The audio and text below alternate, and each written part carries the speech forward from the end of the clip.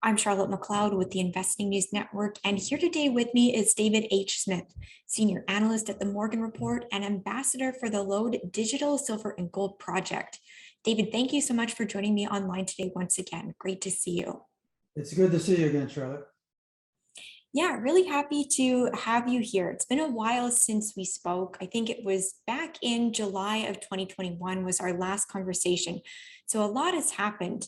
And where I want to pick back up is with the silver price, because I know when we talked before, you were hoping to see silver soon break through that $30 per ounce level, which has proven very elusive.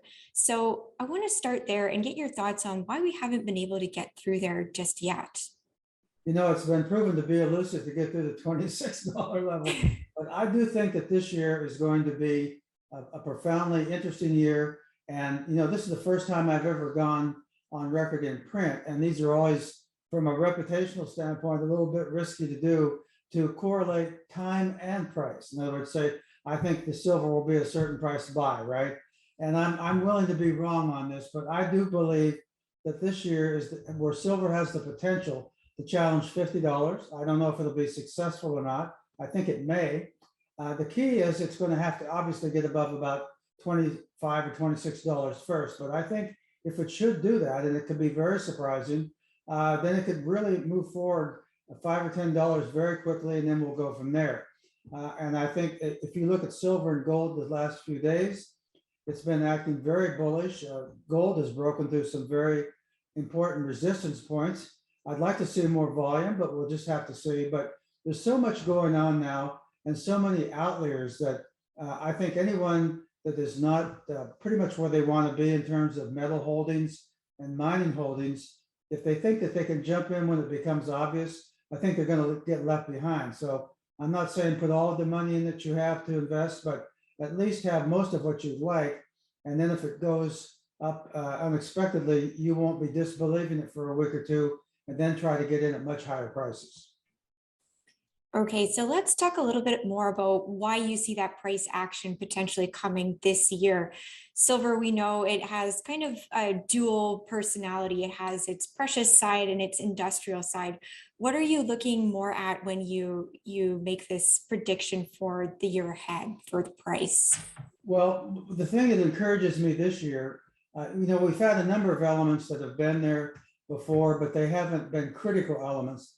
And what I like to think about sometimes when something happens that's really devastating, it can be positive or negative. And the idea of silver breaking out to new highs would be very positive. But you could have things like declining silver grades and declining production. For example, which has gone on for quite a long time. Silver grades in primary silver producers have declined for over a decade, almost every year. You dig more tons out to get less ounces or less grams per ton. Also, the overall production, and it wasn't just because of COVID last year, but the overall production globally of silver, something like 5 out of the last 6 years has declined.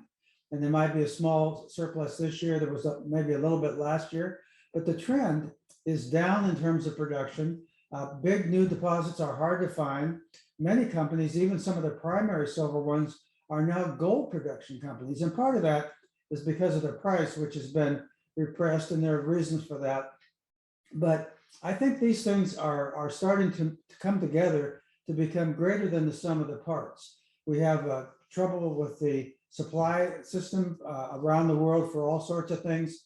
We have the highest inflation but depending on the way you measure it, in the highest inflation reported in 40 years. I mean, this is stunning. This takes you back to the 1970s to the stagflation situation, which I remember quite well. And, you know, a couple of days ago, the consumer price came out at, I think, about 7.5%. Well, the one that I like to watch that I think is more important to watch is the producer price index.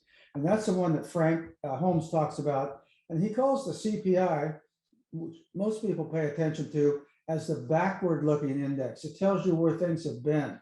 The producer price index is forward-looking. It tells you what the sharpest people in production and distribution believe is going to take place in terms of their cost situation for producing and distribution. And so when they're 200 basis points, 250 basis points higher than the CPI, I think we should pay attention to that. The analogy that I would give, and I think this is really helpful too, I suspect that most people look where they're going when they drive down the freeway. They kind of look just a little bit in front of themselves. And you know, it's amazing how many times people will run into other cars because the whole freeway has been stopped and they didn't even realize it in a straight line with no fog or anything else until they ran into somebody or almost did. And some of these big pileups that have happened, I think if people had been looking where they want to go, and in fact, looking as far as you can see down the road. The thing is, when you look as far as you can see, that covers everything between you and as far as you can see. Because if something happens in between that area, you will click in immediately to that. Whereas if you're just looking like at the car ahead of you, or if you're behind a truck that, or one of these Amazon vans that's twice as high as a car, you're dependent on their reflexes. And so taking that analogy back to the metals, look at where we're going because of all these elements we've discussed and many more. The socio-political thing, which has just become a big mess, the mishandling of the COVID situation over the last 2 years, the very, very serious things that are going on in Canada, politically and socially and economically. I mean, right up into the last few days, we don't know how they're going to play out. These are pretty unsettling things. And all these things are causing unsettling in the markets. And in gold and silver, we're seeing, and I predict we'll see more of this, big moves up and down, oftentimes unpredictably. The market will be real quiet and suddenly, boom, gold's up $15 or it's down $20. And so people tend to get shaken out. Like David Morgan says, that the thing with silver especially, and certainly gold to some extent too, it's either going to wear you out or scare you out. And heaven knows, those of us that have been in for a number of years and we've been calling for higher prices and they haven't been there, we're kind of worn out too. And we're kind of scared out, but not to get rid of our positions. But the bull market loves to take as few people along as possible. And many people have been worn out and scared out. And I understand why that is for them. But I also understand if you want to be on that bull market, you've got to kind of buck yourself up and be stronger. And you have to control your emotions and you have to understand what the market is doing to itself and to you in order to keep your senses about you.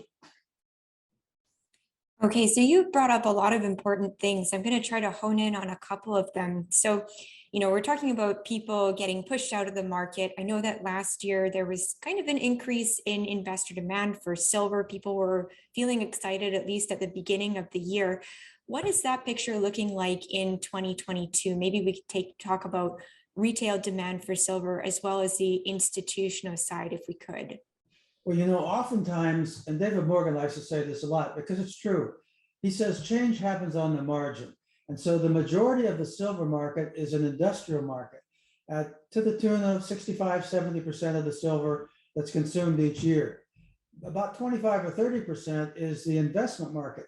Now, even if the production market is strong, or I should say the manufacturing market, which is used in everything you can think of, but if the investment market is lackluster, that will tend to make the market relatively calm. Even if it firms up for producers that use the metal, the change at the margin, which is what causes these explosive moves in silver to come seemingly out of nowhere, is due to the investment situation.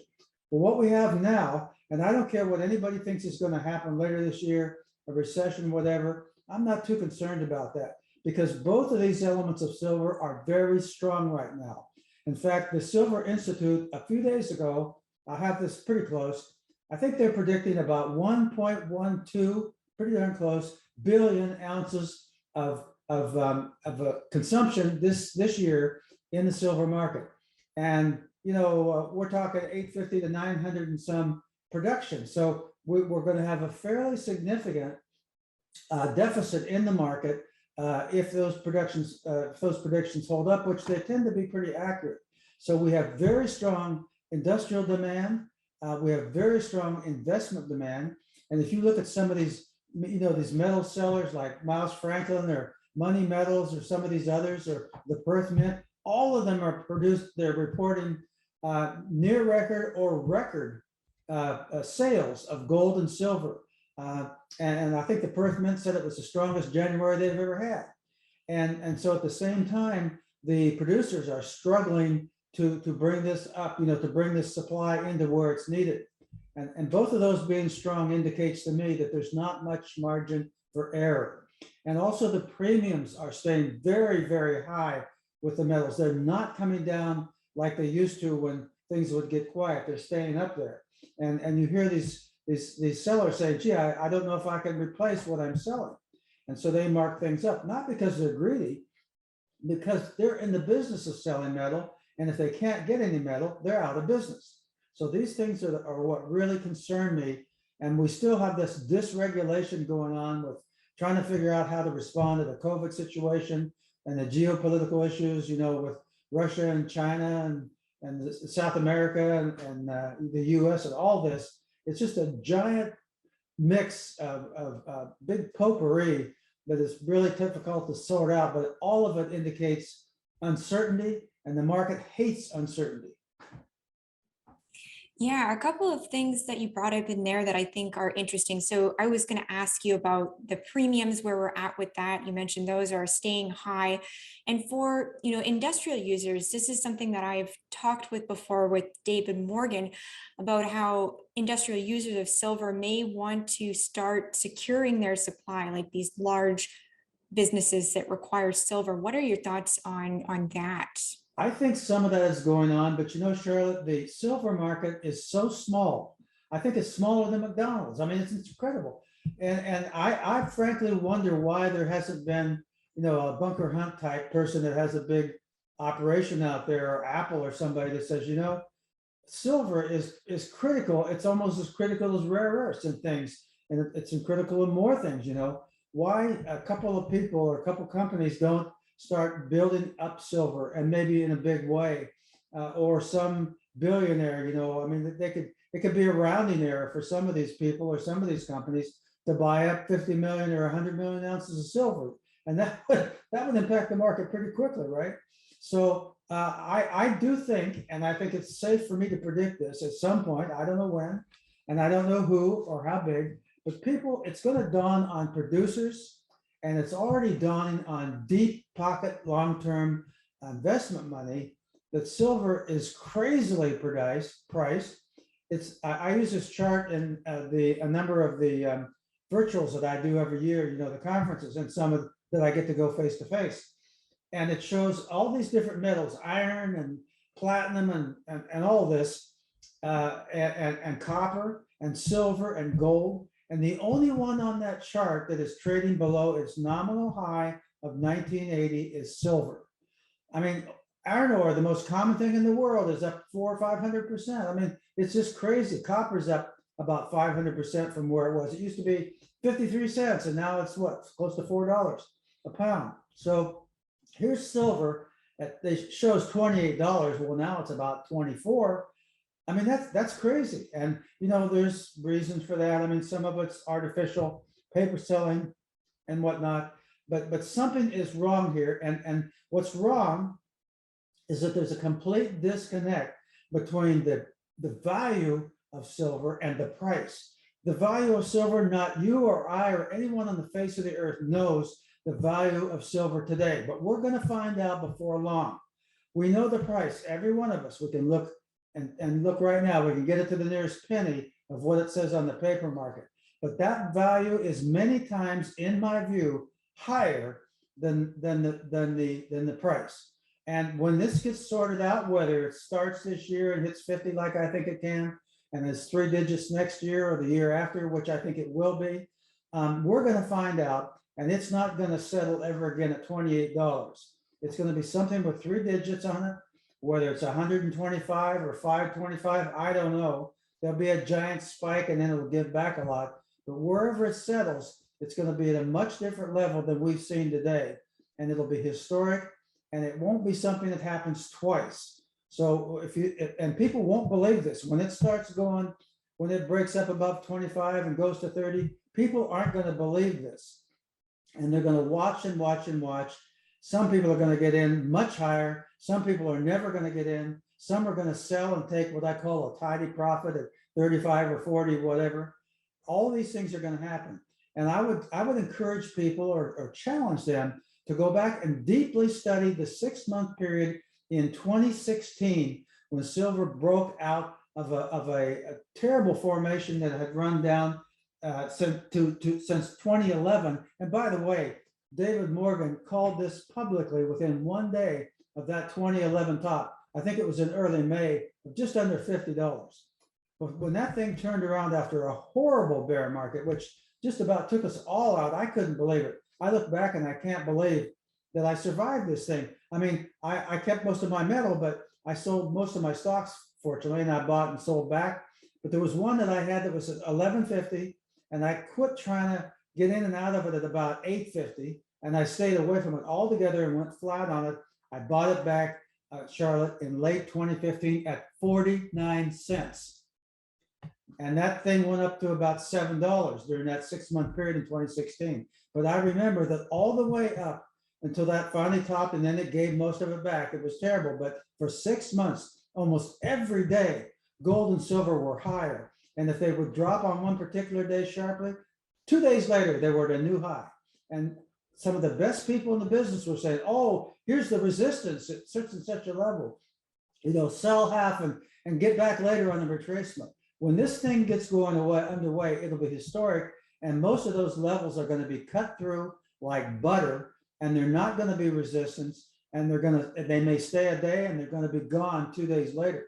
So people need to understand that this is going to be different. And all these things about cycles and with the temperature and the moon and all this kind of stuff, that works until the animal spirits get released, they get unleashed, and then just stand out of the way and either stay on that tiger's back or watch, but don't try to manipulate things because you're going to fall off or never get on. I mean, it's going to be historic, and I'm pretty excited about it. I don't care whether it happens sometime this year or next year, it's going to happen. Okay, so the audience definitely needs to do their homework, go back and review that period. I think we've gotten a good idea of what's going on in terms of supply demand for silver, but you've been alluding to the uncertainty that's going on in the market. I think a lot of that is connected to plans from the Fed. So I wondered if you could briefly touch on that, because it's something I'm asking pretty much everyone I talk to. What do you think is coming from the Fed? What do you think it can actually accomplish in 2022? I think the Fed can accomplish what it has in the past, which is to really screw things up. We're all worried about, about interest rates. I remember I was a futures investor in, the 1970s, and I participated in the run up to 850 gold and $50 silver. And I remembered when we had 18% interest rates, and it was still going through the roof. Finally Volcker broke the back of the market. But I mean, these little things are talking about 50 basis points, even 100 basis points, 1%, right? They throw that in, that's going to be like cold water on a fire that has hot coals. And then everybody thinks that put the fire out. And then all of a sudden they realize it's gone through the grass and into the roots, and the fire is behind them. So one of the big things over a longer period is what's called real interest rates. And here we have inflation. If you believe the government, it's 7.5, highest in 40 years. If you believe the PPI, it's 9.5. If you believe shadow stats, it's twice that. And we're talking interest rates of a few hundred basis points. I mean, there's no way that is real interest. And what happens is that when real interest gets above inflationary interest, let's say that, let's just do this. Let's say it's 8% interest right now, inflation, I'm sorry. And let's say that interest rates are 10%. Well, it makes sense for people to buy bonds because they can make 2% beyond the destruction of their 8% each year with inflation. But right now, if you have a savings account, you get a 0.5%, not 5%, but 0.5, and you're looking at 7.5, you're losing 7% on your money every year. That's crazy to stay in bonds and things like that. So that's the deal on the real interest rate. I think the Fed's going to be all over the board. If we see a big drop in the stock market, they're going to be pumping money in there, even if they don't tell you. In fact, they actually trade on their own information. I mean, here's the head of the Federal Reserve that apparently making millions of dollars, basically what the rest of us would call inside information. He knows what he's going to do. And two of the Fed presidents for the region have had to quit because they were found out to be inside trading. So I mean, this whole thing is just out of kilter, and there's a lot of corruption going on and a lot of mismanagement, and it is very dangerous. But you know what? It's so dangerous. It's too dangerous not to be involved. And you don't need to go take a mortgage on your house to buy silver, but you need to have some as insurance first, some gold too, hopefully, and profit second. But I think this thing is so historical and so unusual that we have a very good chance of having both of those things satisfied. The insurance, where it covers some of the losses in your other areas, like if we go into a certain secular bull market in the overall S&P, you're going to save some of the value that you lose on certain tech stocks, let's say with your gold and silver holdings. Like, when Facebook dropped 20% in one day here, for Pete's sake, silver and gold didn't drop that way, and they'll sure never go to zero.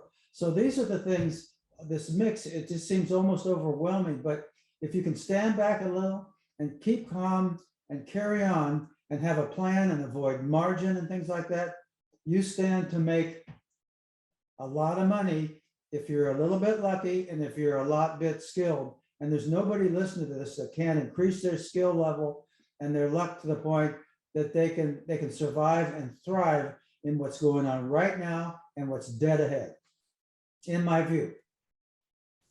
Okay, I think, again, you've given us a lot to think about. And before I let you go, I just want to take a brief foray into the silver stocks. And, some people are going to want to go there instead of just only into the metals. Do you have any thoughts that you would leave us with on the silver stocks in 2022? Well, first of all, primary silver stocks are a very small part of the mining stock market. Most silver is, I'm sure 65, 70% of the silver that every year is dug out of the ground and put into the market, either for investment or industrial, comes from base metal producers, copper, zinc, lead. And in fact, some of the well-known silver producers there's one in China that gets at least 40% of its income comes from lead. They produce a lot of silver. But what's happened, first of all, there are less and less of these. In fact, many of them, in part because of the low price of silver, relatively speaking, to production, and also because of the declining ability to do a lot of silver, they've become more gold than silver producers. So you can almost count these on a couple hands as to the primary producers that still get most of it. And there's a couple that I follow that get 80 or 90% of their income from silver production, but not silver equivalent ounces, which is adding the lead and zinc and copper and silver and then dividing the price of silver into it. That's a whole different metric than silver. So not so many. So here's the thing. I want to mention this. This is very important.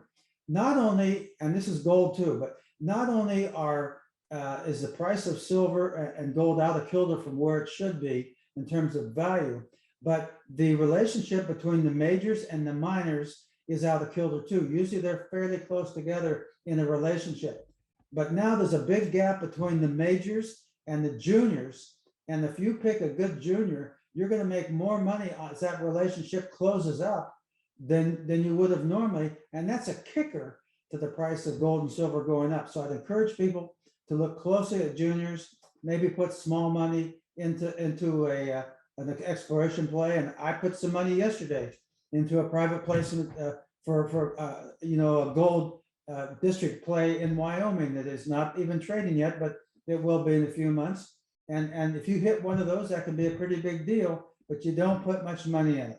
I put much less than I could put in it because it's risky by definition. But at the same time, the ducks have lined up, and to me, it's worth what I put in, the risk for that. But by and large, stick with the juniors, and you'll have a few seniors that are good producers. Get some royalty companies, and don't go on margin, and don't trade in and out all the time. And I think you'll do well.